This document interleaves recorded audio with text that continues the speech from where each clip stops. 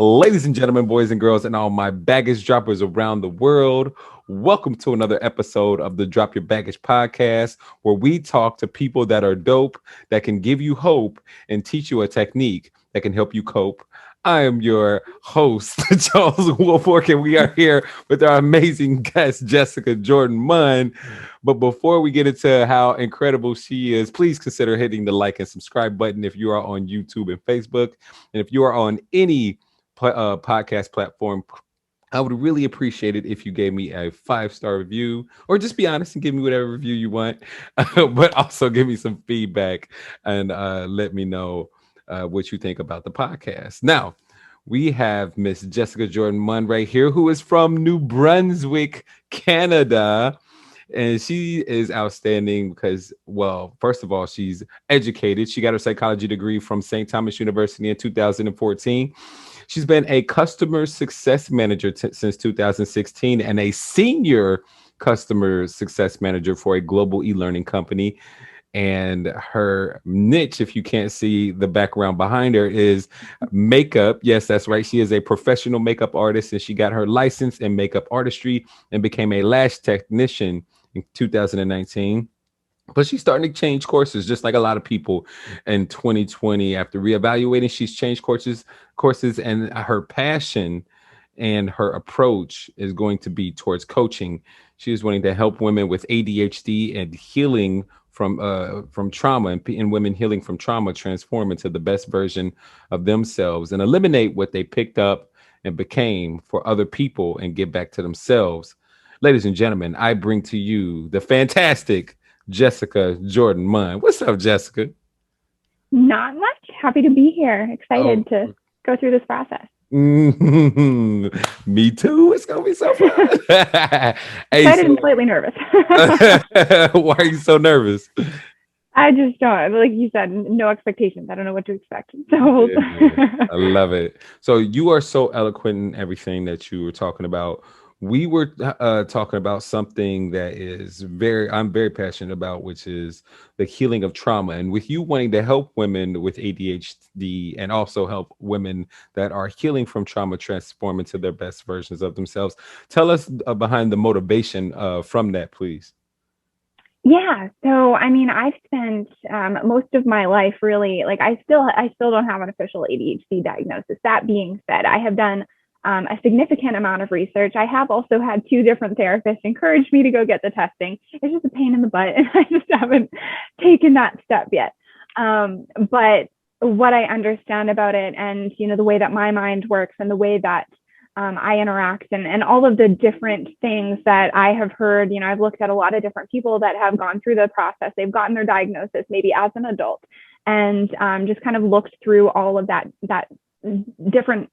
The different ways in which it affects you and how you interact with others, how you handle situations, even just little like silly things that you do that other people don't really properly understand that may cause challenges. Looking back, even just at my childhood, I was that kid that used to, get those marks on the report cards where they'd be like, she's a great student. She's very, she does well. She gets good grades, but she's very distracting. And so I was that kid that, it's not that I would be disruptive in the sense that I would be interacting with other children. If there was somebody walking in the hallway, I would be that kid that would literally get up and go to the window and be like, what's going on? Like, I was such a pain in the butt, but it was like, I was just like, I can't focus. And I found that in a work environment, it was very similar. When I started working in the job that I have now, I was in these little cubicles where there was people walking all around me. And I was like, oh my gosh, how do I get any work done when there's people? And I was situated right in front of the coffee station. So I was like, there was people walking in, and the door was over here for people coming in from, coming up from downstairs, the lunchroom, or just coming into work. And so there were constant disruptions. And I had to learn how to cope with that and how to be functional with all of those different distractions, because I can't stay focused when there's something going on over here. My mind just instantly wants me to look. So all of these things, I've made it a mission to number one, understand myself, which I've done through my focus on psychology, and my degree, technically my degree, if I look up at it, it does say honors in criminology. This is because what I had originally intended to do when I was going through school, I thought that I was going to be a lawyer originally. And then it shifted. I became obsessed with criminal minds. I wanted to understand the human behavior at a really deep level. And so I realized that profession combined psychology with criminology, with law. And so that became the direction that I took for my path. So, when I went into university, it was 100% crim and psych. That was all I focused on. And so I did a double major. And then when I was in my third year, I never even thought, and this comes into play with, my self-esteem issues that I had, where I just didn't think that I was smart enough to do honors. I never thought of myself as this, really great scholar or anything like that. But I had this one professor, Dawn Clark, and she just believed in me. And she spoke to me in a way that encouraged me. And she was a no bullshit kind of person.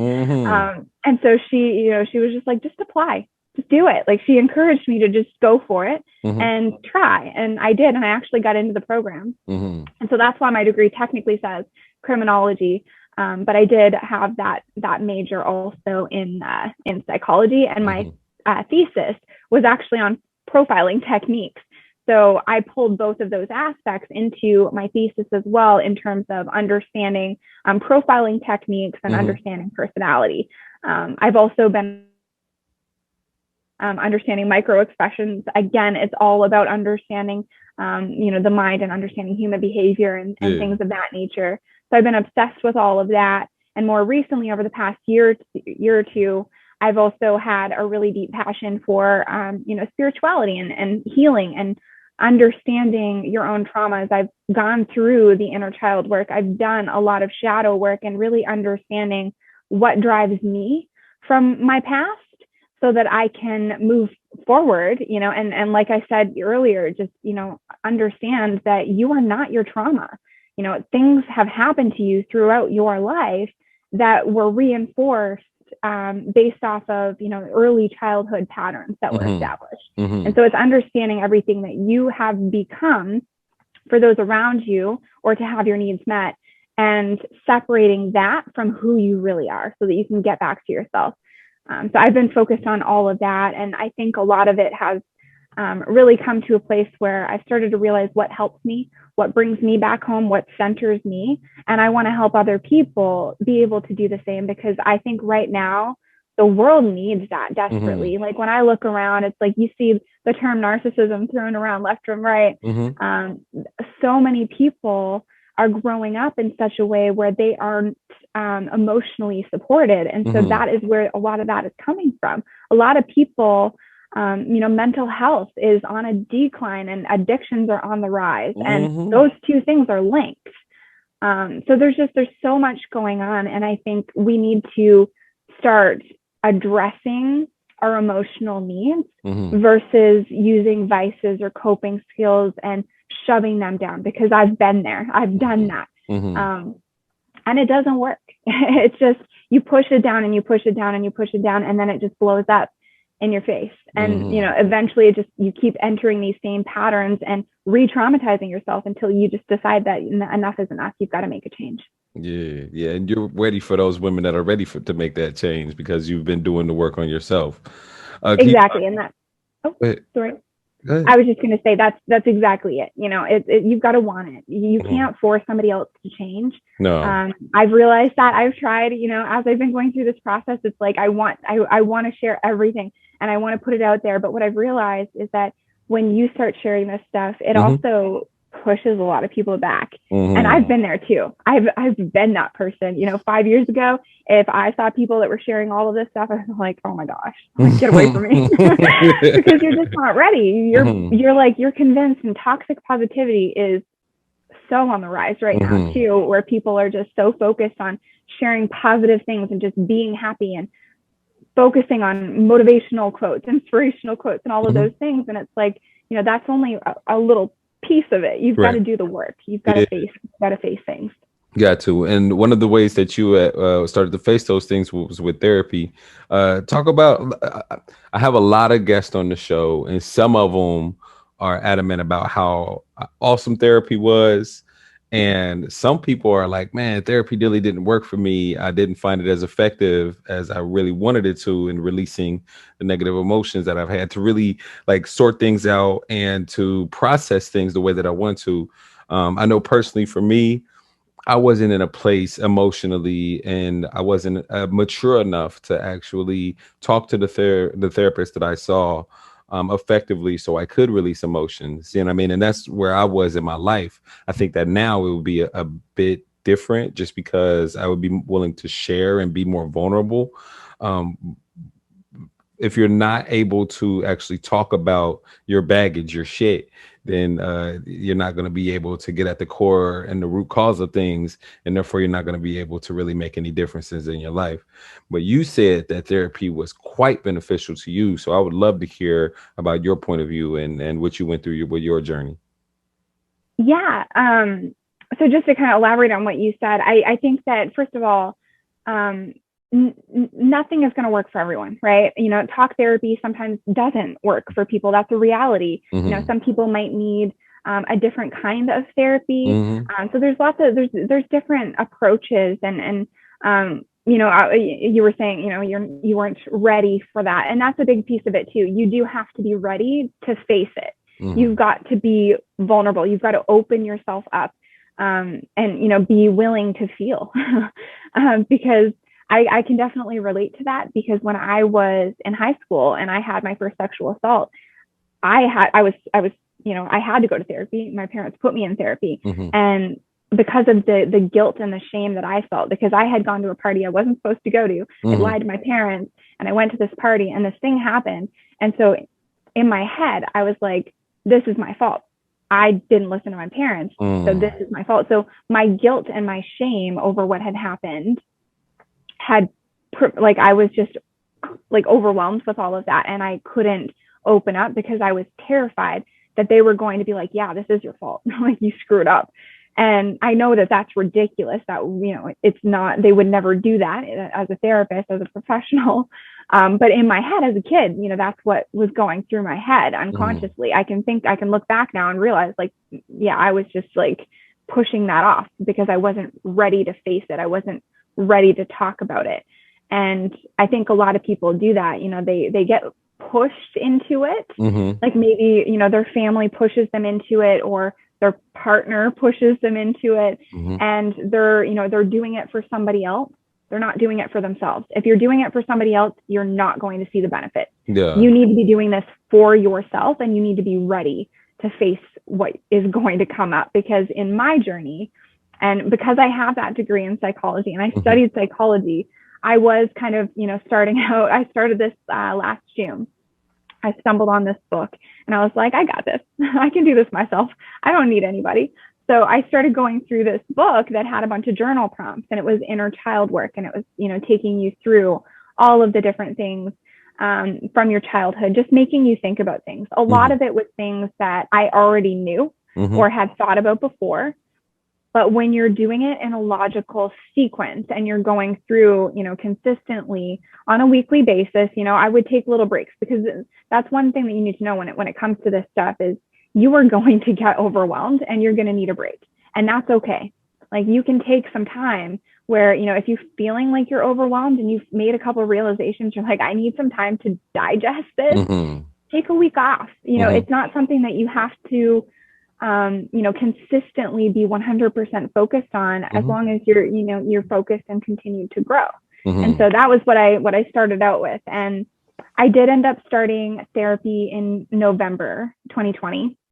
I just felt like I was making all of these realizations. I started to notice patterns, because again, I was really putting in the work in a consistent way versus, thinking about something a month later, thinking about something else, a month later, thinking about something else. You Mm-hmm. were actually consistently putting those pieces together, Yeah. which made it easier for you to spot those patterns.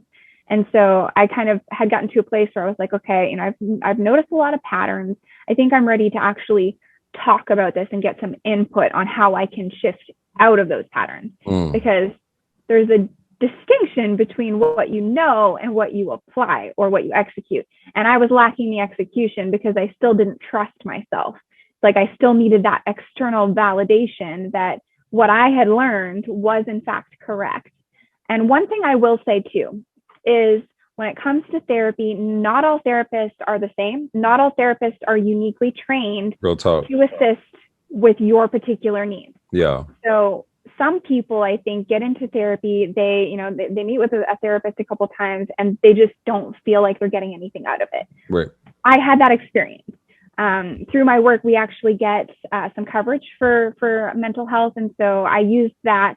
I had 4-hour long sessions with this therapist for the first couple of months. Mm-hmm. And then in 2021, the first month, I think in January, beginning of February timeframe, I had 4 more hours. And I really didn't feel like I was getting much. I felt like it was the equivalent of me talking to a friend. Yeah. And I wasn't really getting any, she was validating what I was saying and the inputs that I was sharing, but she wasn't really facilitating my growth or giving me anything meaningful to really think about to drive me forward. Yeah. And so I started to look externally. I ended up going to BetterHelp, which is a online service. Mm-hmm. And what I love about BetterHelp, and I'm not affiliated with BetterHelp at all. This is just me speaking. But when it comes to BetterHelp, there's a detailed survey that you fill in with all of your unique traits, your issues, the things that you're working to resolve. It even factors in your spiritual beliefs. That's awesome. Your gender identity, different things like that. And then it pairs you with a therapist that's uniquely qualified to help you. So I got partnered with a new person and I learned more or got more value out of one half an hour session with this therapist than I did in 8 hours with the other. So when it comes to therapy, you've got to be willing to, try, if you're not getting something out of one, don't give up, try another one. It's not, you're going to have to try different things, to find what's going to work for you. And the one that I have now, she gave me an exercise that, it's common. Where I work, we do leader camps where we pull in experts from different fields. And we did a session on overcoming burnout and things of that nature. And this was an exercise that they shared. And so this is a common exercise, but my therapist called it the power of noticing. And she had me, anytime that I felt like a knee-jerk emotional reaction, she was like, I want you to sit and I want you to think about where that's coming from. Why are you having this reaction? Why are you really having this reaction? Try to pull on that little thread, trace it back to past situations where you felt that way. Yeah. And then, try to go back as far as you can. And most often I was able to trace that all the way back to my childhood. Of course. And so when people scoff all the time when you talk about focusing on your childhood, they're like, I don't need to do that. Yeah, you do. Because that's where a lot of our stuff is coming from and people just are not aware. And so therapy to me is about bringing the unconscious conscious so that you're able to let go and move forward. Wow. So you had a really good therapist because when you went through that exercise, you were able to find the root cause of things that were linked to your childhood, and then what you get to the root cause and then being able to process it from that place, then it shows that link to where you are right now in your life.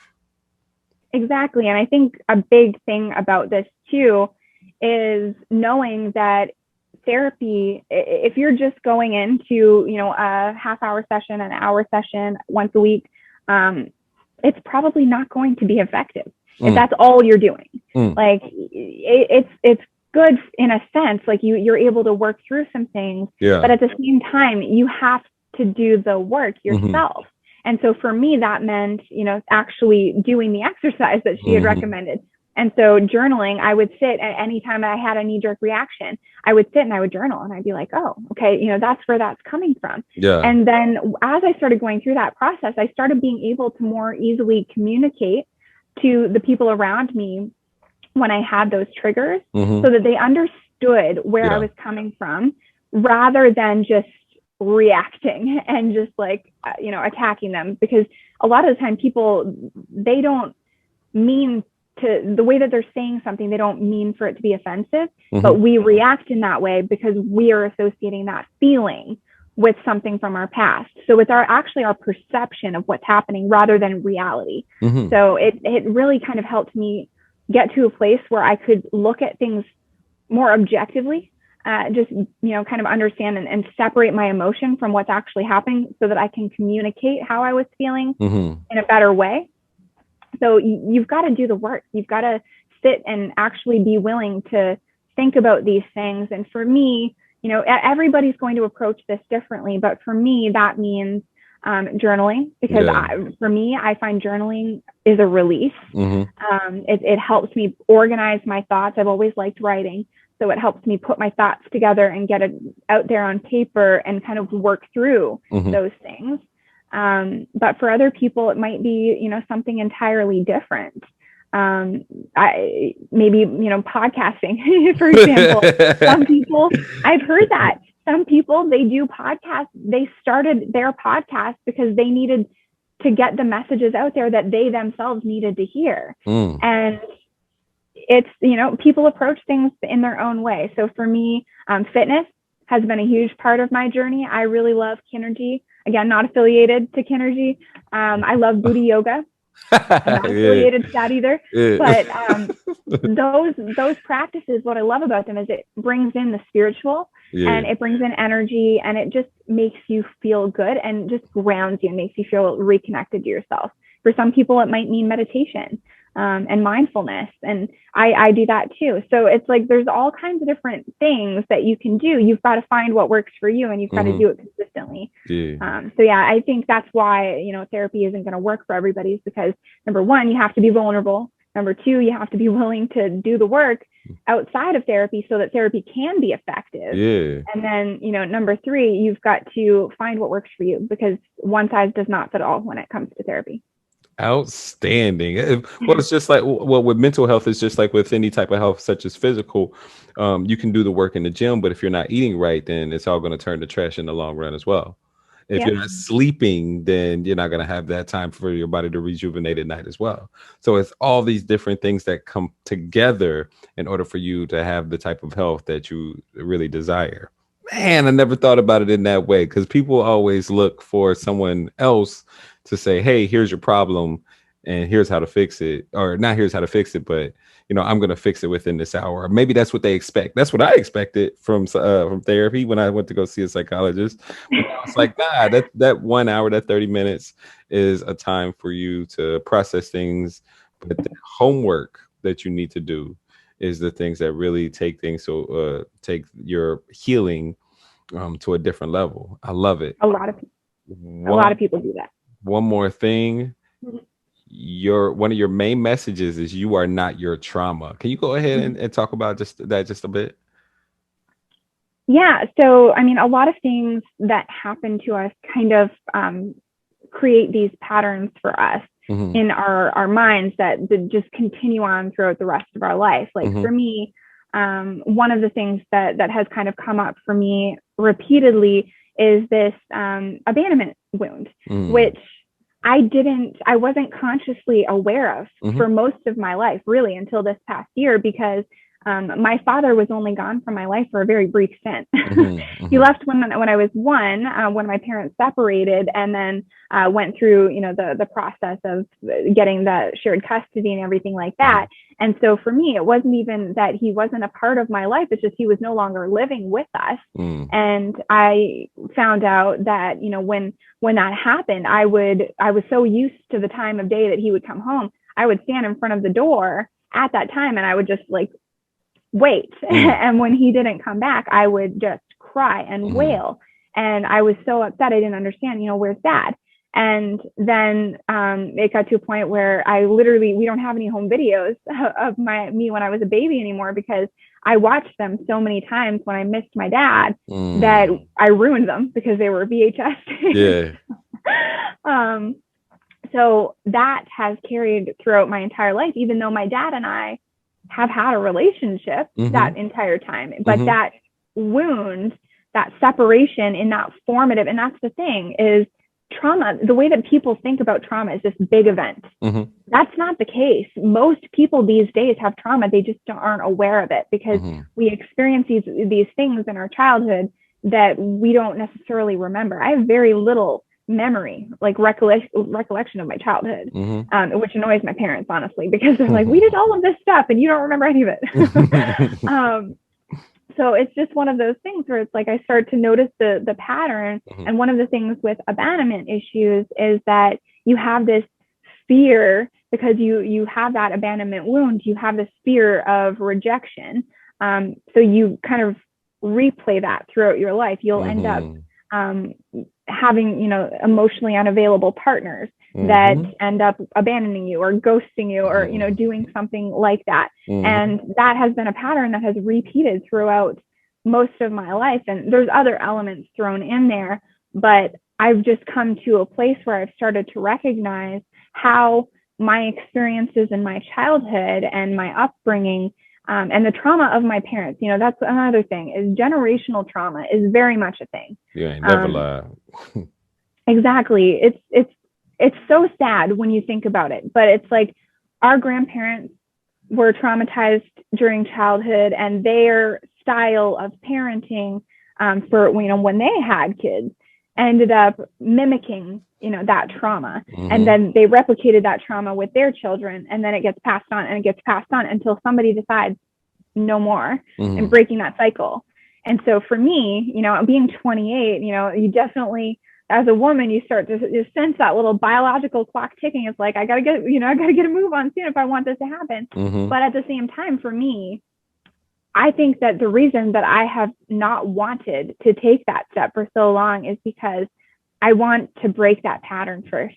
Right. I don't want to have anybody else, repeat those cycles. And so I think, for me, I'm happy either way. But I need to reach a place where, I'm fully aware of who I am as a person. Yeah. And I'm not falling into those toxic patterns that are behavior driven from my childhood wounds.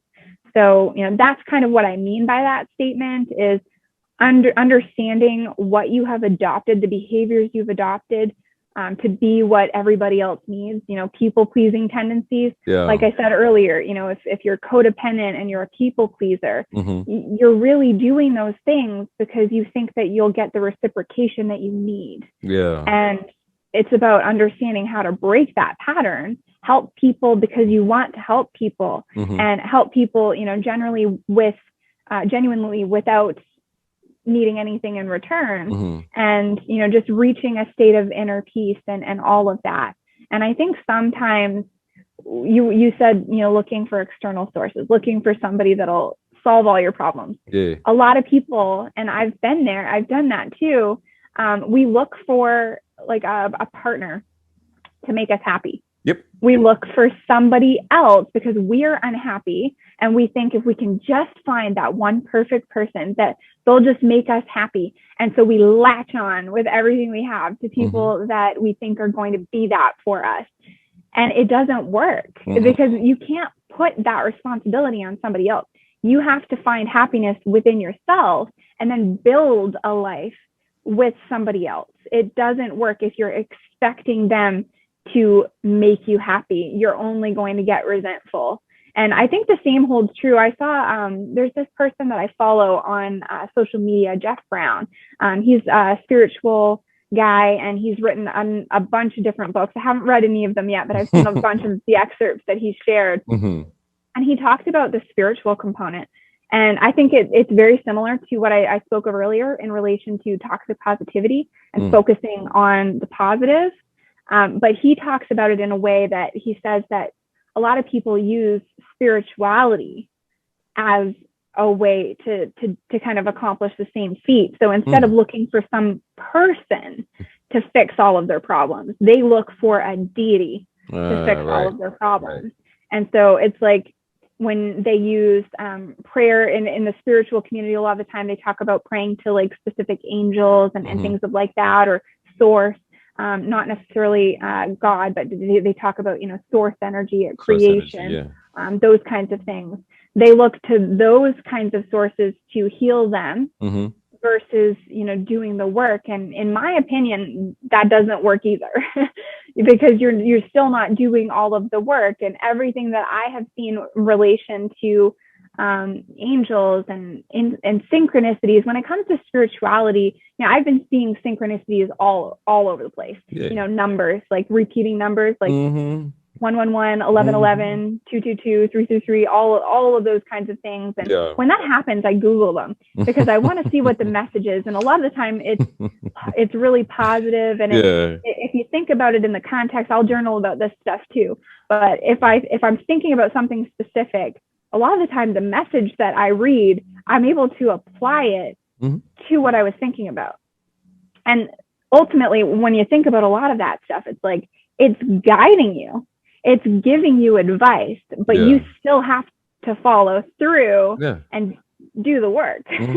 So it's only one aspect of it. So it does work, but it doesn't fix everything. You still have to go deep and do the work. So yeah, that was a roundabout way to answer the question.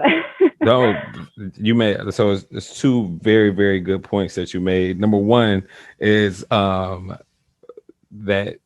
you can't, manifestation and spirituality go hand in hand, in my opinion, with how the universe unfolds using the law of attraction and the quantum field, quantum physics. So you can, I broke it. I'm very simple, very, very simple person. So it's emotion or belief or thought, right? No, so you got thought or belief plus emotion or feeling plus inspired action equals manifestation. You can have the thought and the belief, you can have the feeling and the emotion, but if you don't have the inspired action, there's no manifestation that's going to happen. So exactly. The prayer, prayer is there. It definitely can work. Like, like you can have the dream, like you can have the dream board, you can have the vision board, you can have everything, all these different things. But it doesn't mean anything. And also, it doesn't matter what inspires you. It could be a vision board. It can be quotes. It can be motivational speakers. It can be the numbers and what people have, that what they say in the angel numbers on Google. By the way, I've done that before. I only laughed at it because I saw myself in like that in that way.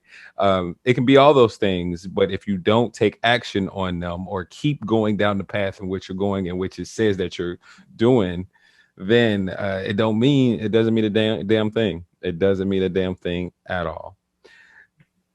So exactly.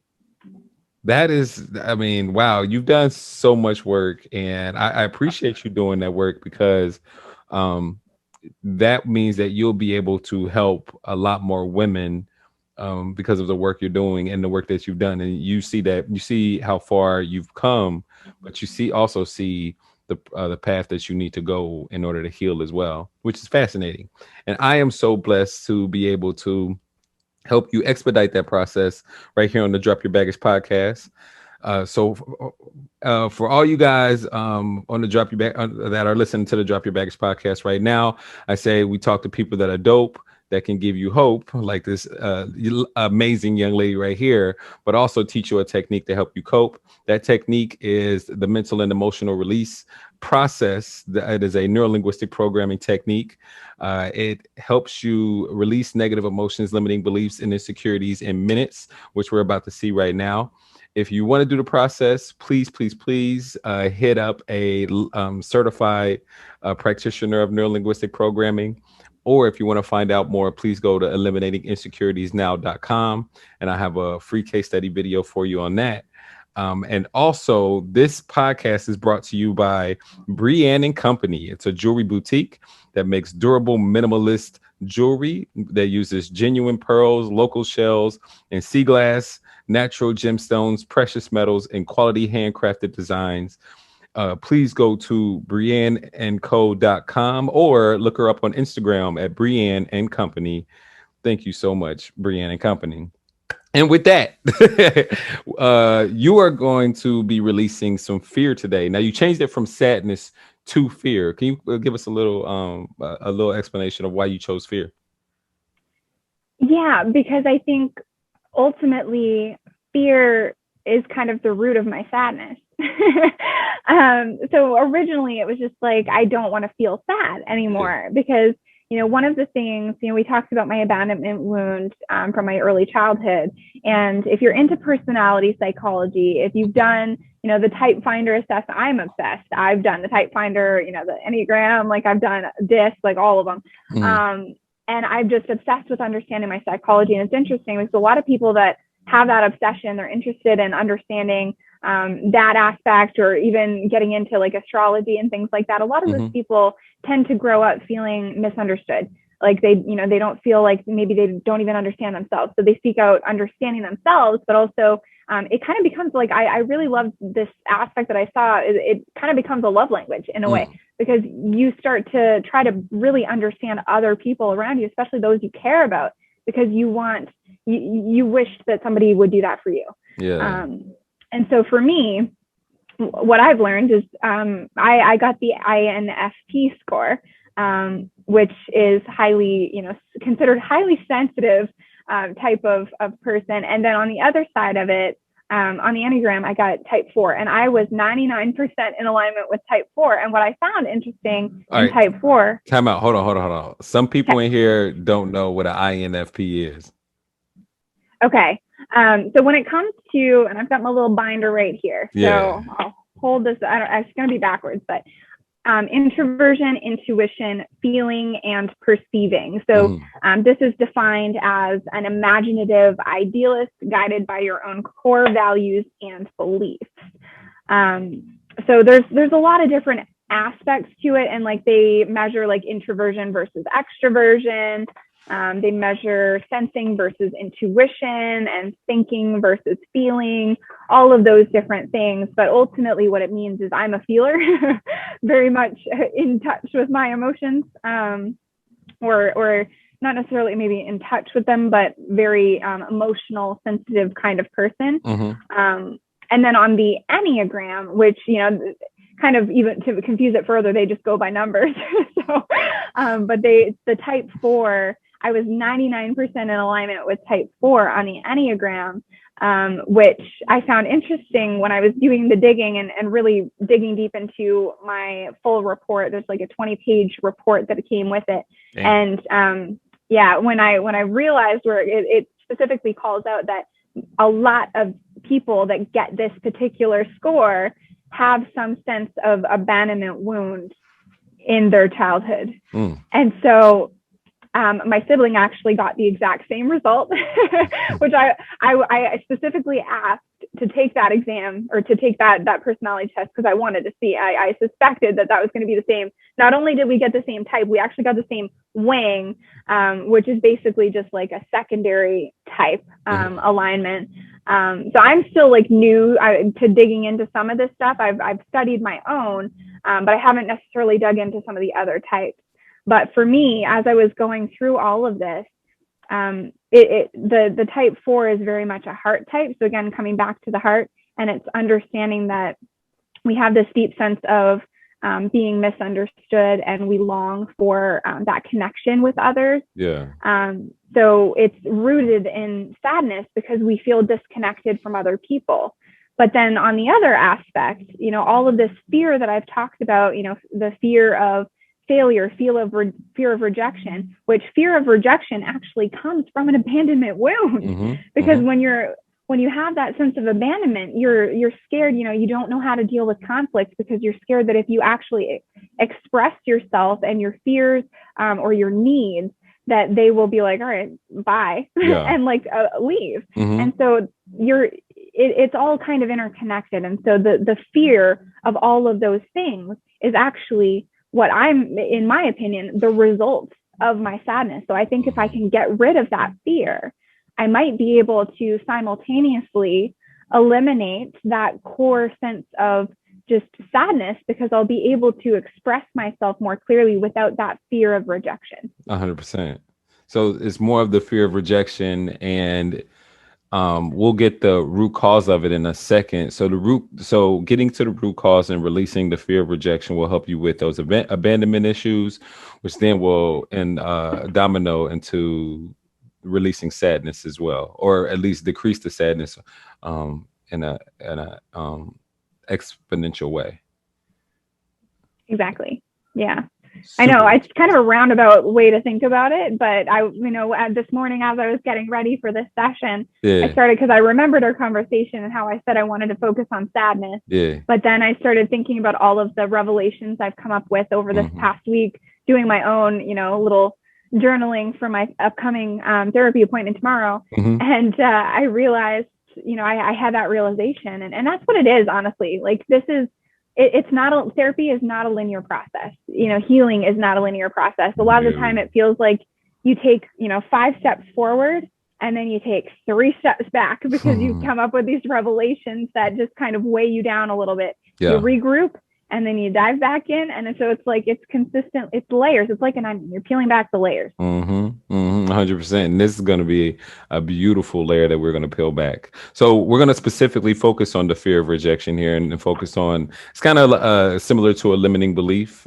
Fear can be very broad, but we're going to focus and we're going to very niche right down into the fear of rejection. And the most important thing that you need to do throughout this process is to focus on the learnings.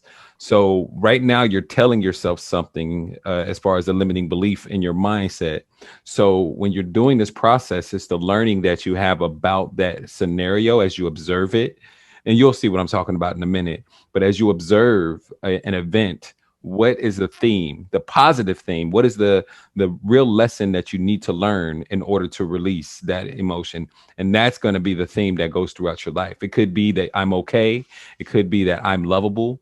It could be that it's not my fault. It could be something, but you have to keep telling yourself this theme or multiple themes throughout your timeline in order for you to truly make a difference in your mindset. Now, once you have that theme, then the triggers that used to come when you would believe that, oh, I'm or when you would feel that fear of rejection, they will decrease massively because that trigger won't be there anymore. I have a friend that I did this with who also had a fear of abandonment due to her daddy issues. It's a common thing. Our daddy issues, my daddy issues. So she was attracting men that weren't appreciating her and that would ghost her.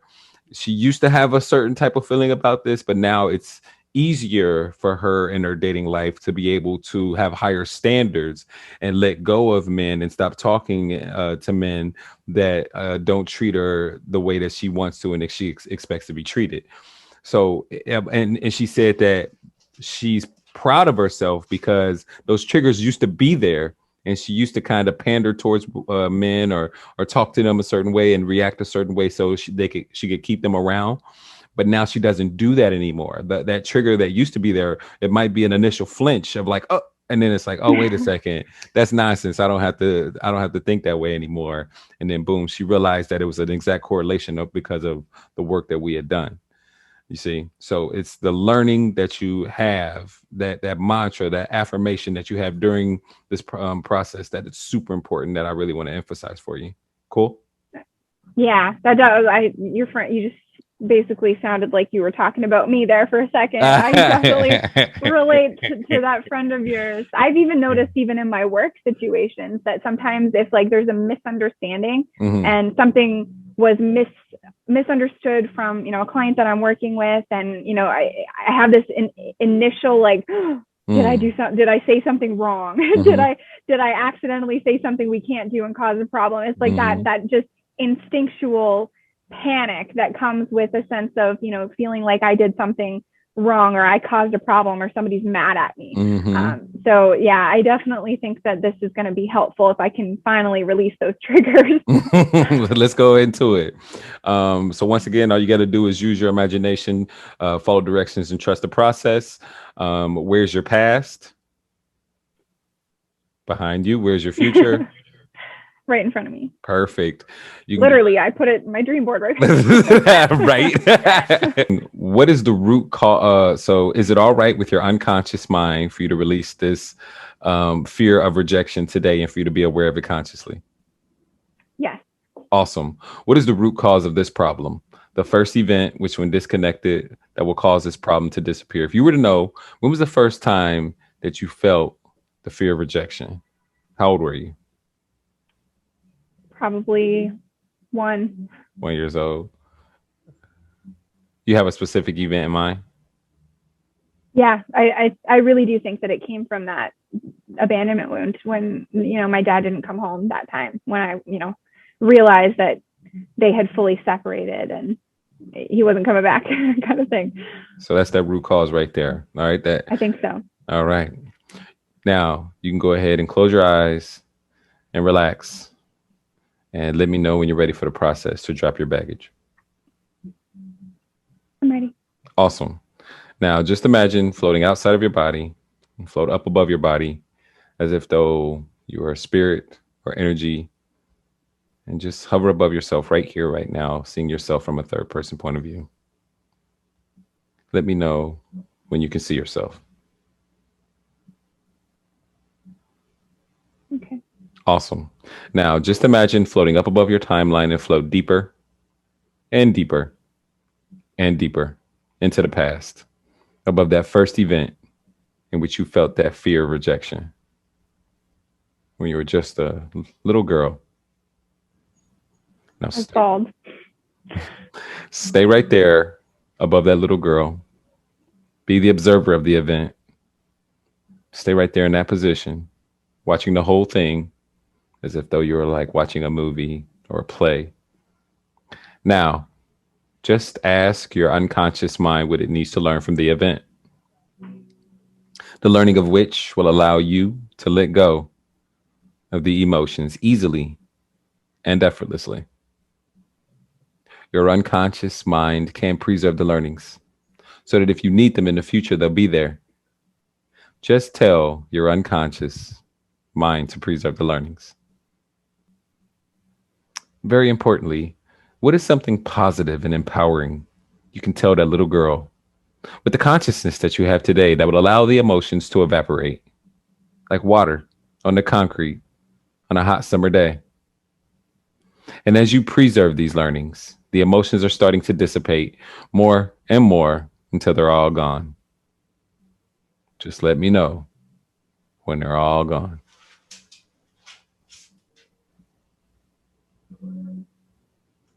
I think they're gone now. Awesome.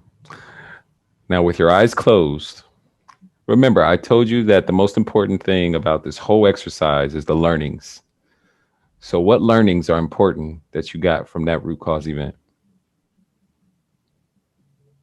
That I'll be okay. That, people leaving is not a result of me. It's a result of them and their choices and their baggage. And that I'm enough, I'm loved, and I'm not a pain in the ass. Very good. I love it. I love it. Awesome. Now, just imagine floating up above your timeline and float deeper and deeper and deeper into the past, above the dinosaurs during the prehistoric age. Let me know when you're above the dinosaurs.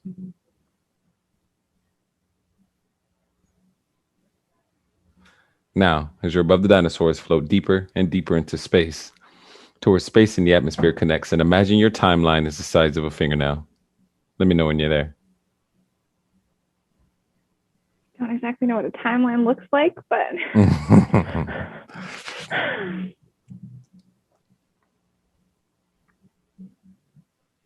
okay. All right. And just float right there in space, weightless.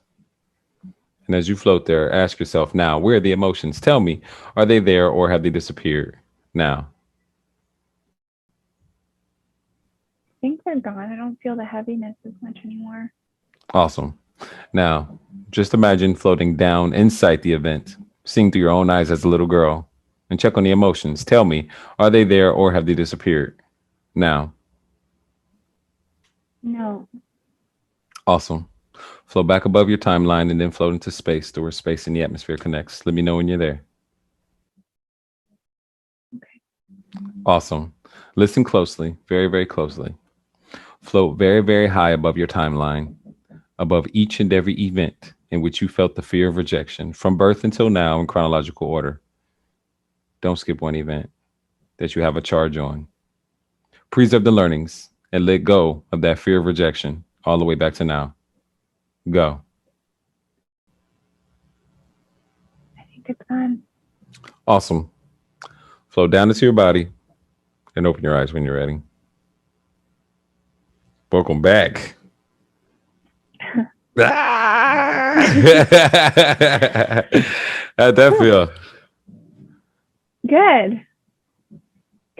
Yeah, it's always weird when you go through those like guided meditation practices, especially someone like me. I've always struggled with visualization, but I found it's not always about having images in your head. It's about the intention behind the images. So, if anybody out there is watching and you struggle with visualization, just pretend. Just think about the mental constructs that are being given to you in your head, and then let that kind of guide you forward. That's what I have to do. And so sometimes, like when I was imagining my, the child situation of it was just kind of I could see like an outline, but I couldn't like see the specifics. But for me, it's about the intention and not so much about the actual image. But there's a lot of people out there that can't have those pictures in their head. So I think there's a lot of great research about visualization, especially when it comes to like Olympic athletes or athletes using visualization before something, or just manifestation in general. There's a lot of great research out there. All right. Do you smell bacon? No, am I supposed to?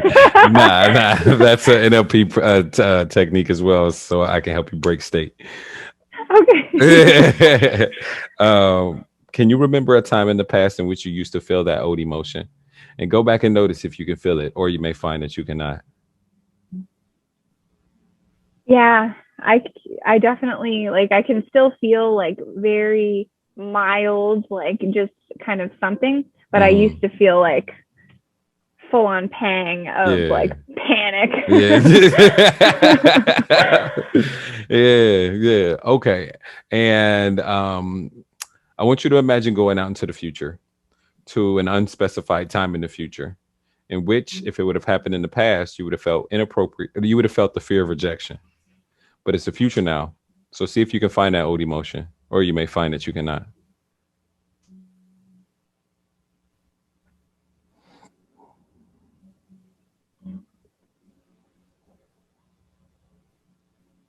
Yeah, I feel like it's probably going to be similar to what your friend said. I don't think that, that emotion will necessarily ever fully dissipate. I think you'll always have that initial like, but it's reduced, and you're able to actually shift that perspective and understand that it's okay. Yeah.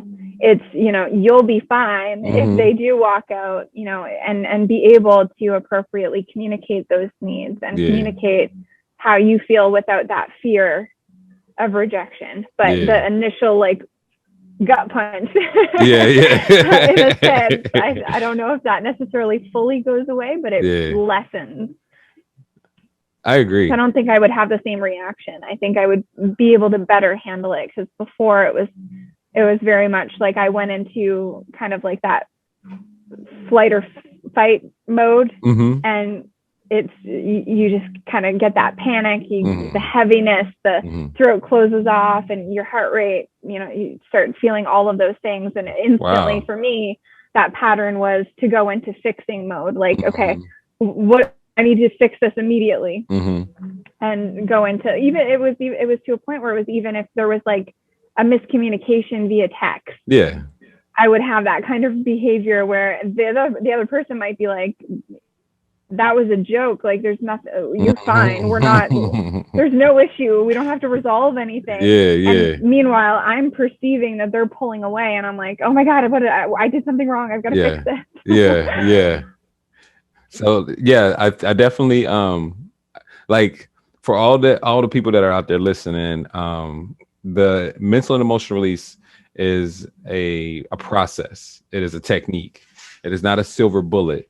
Like, this is a part of the work, but it expedites the work. So that's why I love it so much, because it expedites the work so much. So you don't have to do years of counseling or years of personal development in order to change your thought patterns.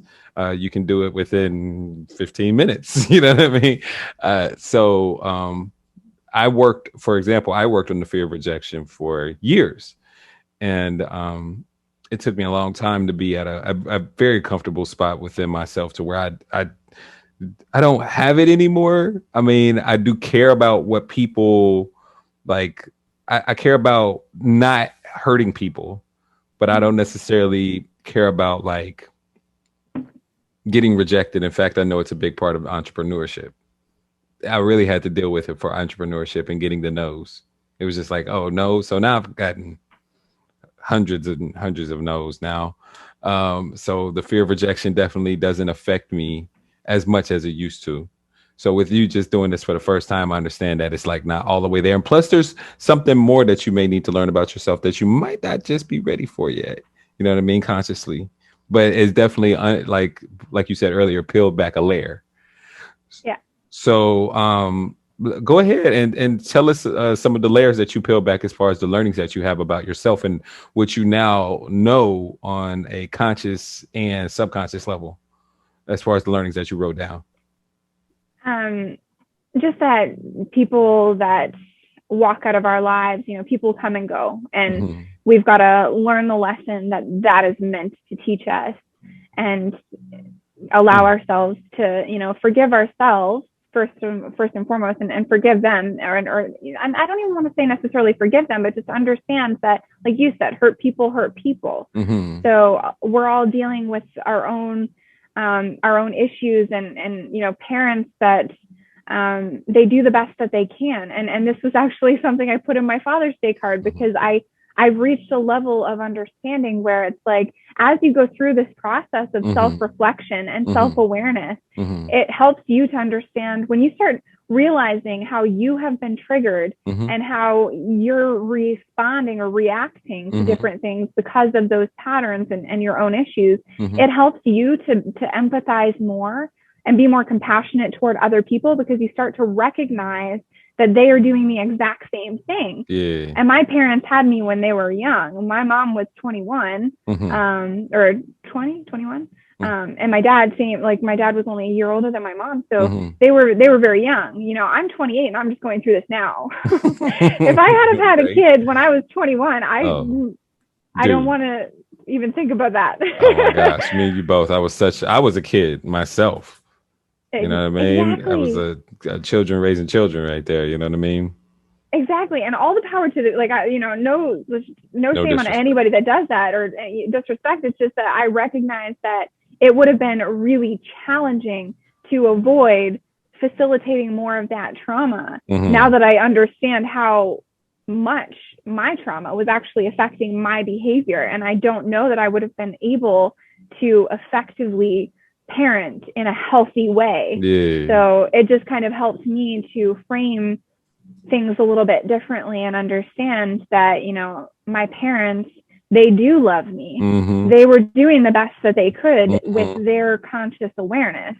It's just a matter of, they had their own issues that they were trying to sort through. Yeah. So I was enough. I was loved. Yeah. I simply, had people around me that were caring for me that were disconnected from their own emotional state and their own emotional needs and those kinds of things. So ultimately, people leaving are not a reflection of me. It's a reflection of them, and their own insecurities, their own fears, their own problems, traumas, issues, and yeah, I think that's basically it in a nutshell. Just understanding that it's not me.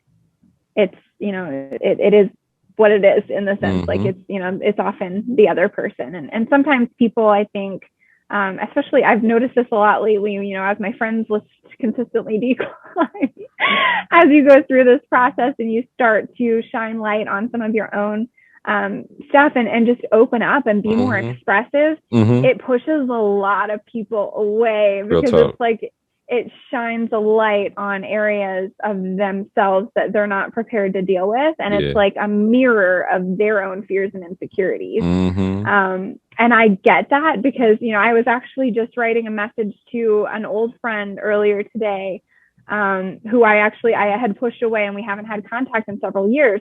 And it's like, I realized she was going through that process and healing and doing all of this work on herself. And I perceived her as a negative, toxic person. Wow. I was stuck in that pattern of toxic positivity. I was sharing all of this inspirational, motivational stuff and super positive.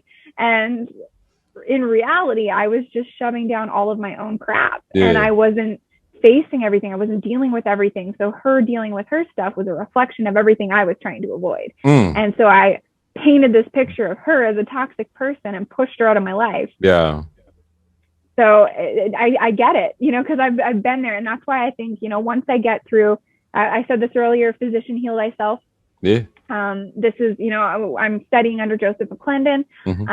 And that's one of the things that he shares a lot. I know Tony said it too, Tony Robbins. I've studied under him. And so everything that I'm doing, over the next several years, the things that I've signed up for in terms of personal development, the certification I'm working on, when I get into this, and become a transformational coach, it's going to be from a place of, no judgment, because I've been there. I've been through it all and I get it. And so I want to work with the people that are in the places that I have been so that I can help them get over that hump. Amen.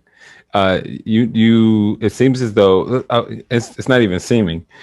I love this technique so much because it helps you see your parents and all the people that have been in your life that may have helped cause you some type of trauma or negative emotion or limiting belief. It takes those people and you observe them as a spirit or as a human from a very human point of view. And it is where you don't take it personally what they've done, but you see that what they've done or what they are even doing currently, that they're doing it because of what they're going through. So we hurt people, and we're all doing the best that we can with the resources and consciousness that we have, and that their baggage their actions have nothing to do with you. It's only a reflection of their baggage. That's you disassociating what they've done in the past away from you and not take it personally anymore and look at it as, their issues were a reflection of what they were doing and not a reflection of who I am as a person or who I was as a kid. Therefore, I can see this from a totally different point of view and have empathy. It seems as though you have even empathy for them. It's like, and compassion for them, to where you're looking at your them from your own shoes, or you're putting your shoes on, you know what I mean? You're looking, you're putting their shoes on in some way, shape, or form, or whatever. Anyway, you're picking up what I'm putting down. So it's very cool that this process does that in such a fantastic way, and in a subconscious way too, because we know all these things consciously, but subconsciously, once that like seeps in, the release just happens, right? You felt the release, yeah.